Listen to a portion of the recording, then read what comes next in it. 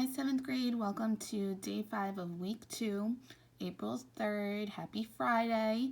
So a new attendance protocol was sent out to you yesterday through your Pupil Path account. If you did not receive it, I also posted it to the stream yesterday as well for you to check that out. You have to join your grade class, and that's where your official attendance is going to be taken moving forward with remote learning. So you'll notice that in your classwork tab today, there is no attendance form because that should be submitted on your grade classroom. Okay, so the code has been sent out. Again, if you didn't receive it for any reason, I did post it to the stream as well, so you have access to that. Okay, so if you looked at the agenda today, some of you might have been curious, like, why are we doing a lesson if we're taking an evidence? The reason is because the little bit that we had left for this particular topic, you guys have pretty much seen already. It's using proportions. And I know that you guys were pretty good with these. A lot of you had told me you had done them in 6th grade. So it was a very short lesson, and I just wanted to go over it with you before you took your evidence, because there is one question on the evidence like it.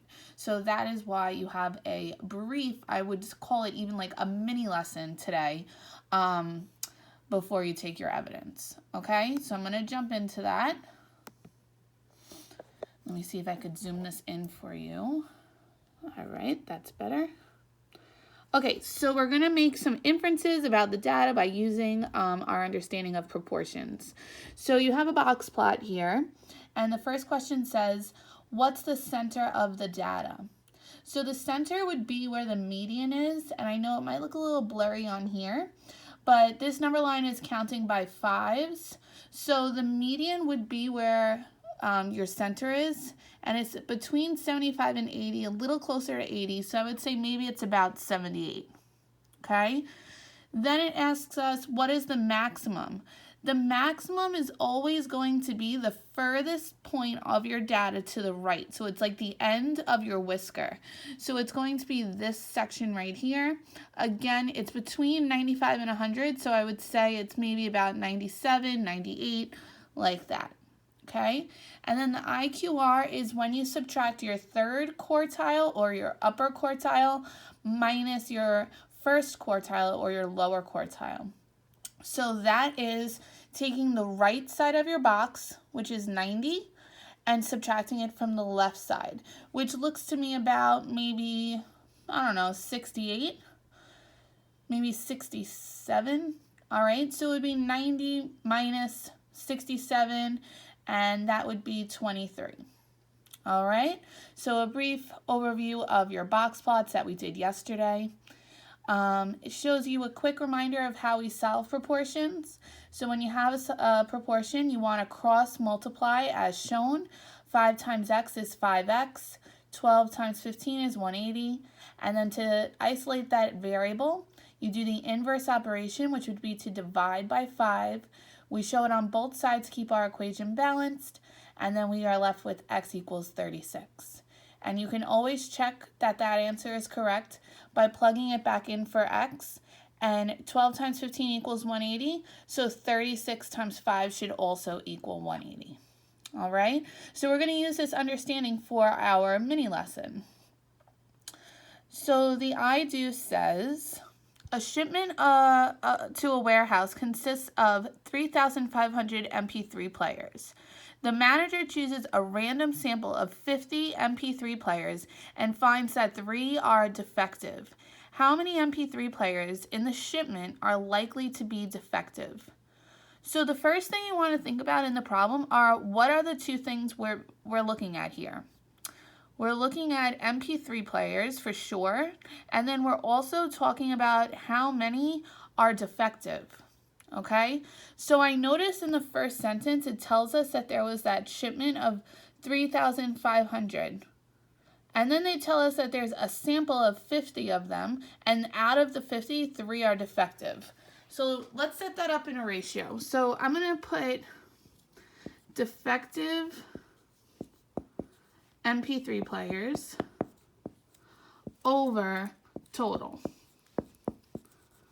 So of the sample that he selected, he picked 50 of them. That was the total he selected for his sample. Of the 50, 3 of them were defective.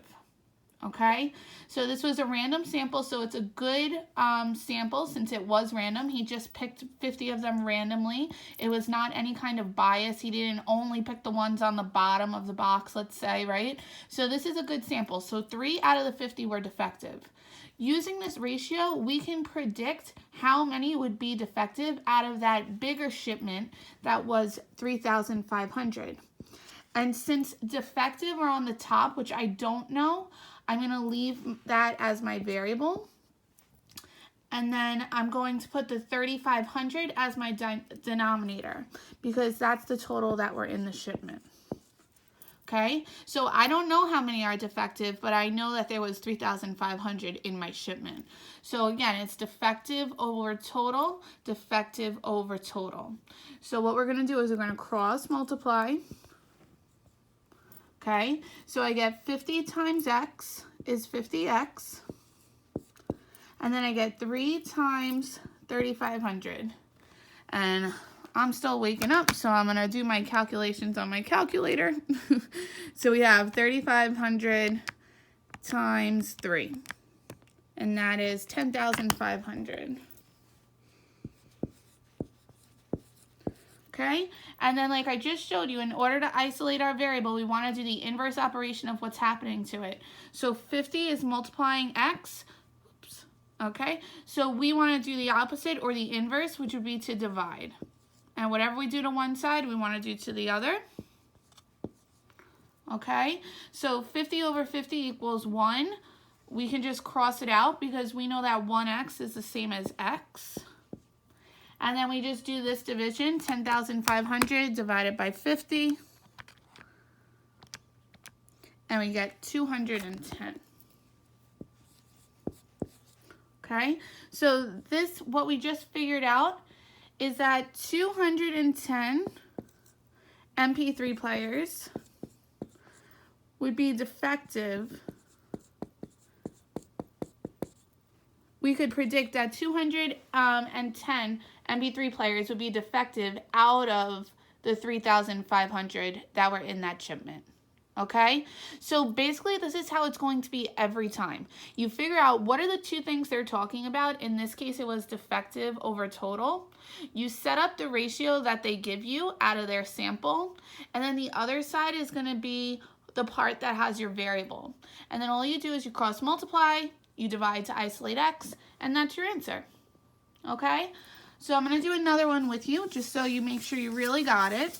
Again, like I said, there's only 1 question on your evidence on this, but you do have an extra practice that's 4 questions, and it is a common topic that comes up in the 7th grade. So it's good that you're practicing. That's just the answer, what we already did. Here's some co-construct steps, what I just walked you through. So just a little extra support if needed. And here's our we do. So I'll do this one with you guys too, just to make sure you really feel comfortable. So let's see, it says a band has sold out a concert with 4,200 seats. So right there, that should tell you something, right? 4,200, that sounds like a total. If they're selling out the concert, it sounds like the total amount of seats. All right, I'm gonna keep that in mind. A random sample of 120 ticket buyers were surveyed, and 28 of them made their purchase on the first day the tickets were being sold. So how many of the 4,200 tickets are likely to have been purchased on the first day they were available?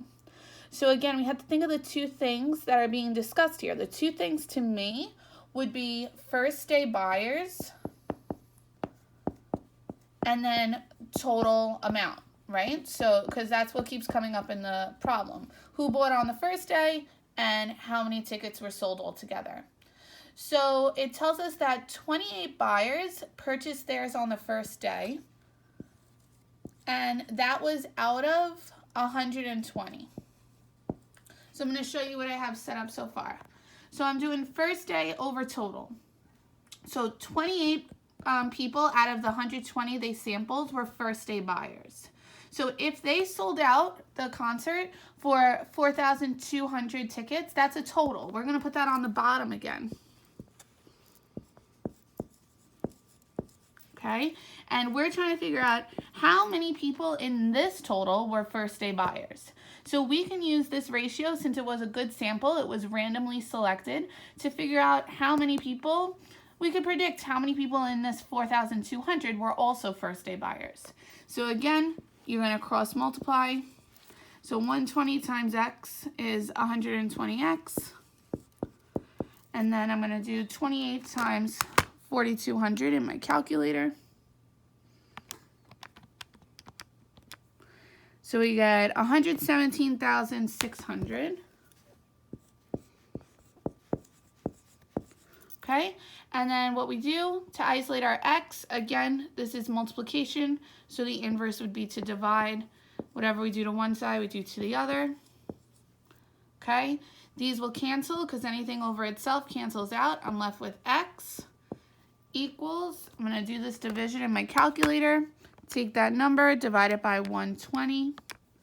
We get 980. Okay, so again, what did we just figure out? We figured out that 980 tickets we could predict were probably first day buyers out of our total people that were at the concert. Okay, so it's 980 first day buyers. Okay, and again, it's just a prediction. We can't say for sure it was 980, but it's a good prediction. We can say about that amount is probably how many people, or close to how many people, were first day buyers. Okay, so the lesson takes you through 3 more examples. Whoop, why isn't it loading?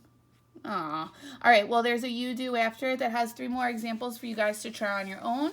And then once you're done with that, you're going to, is it there? Nope, still didn't show up. You're going to check your answers against the answer key lesson.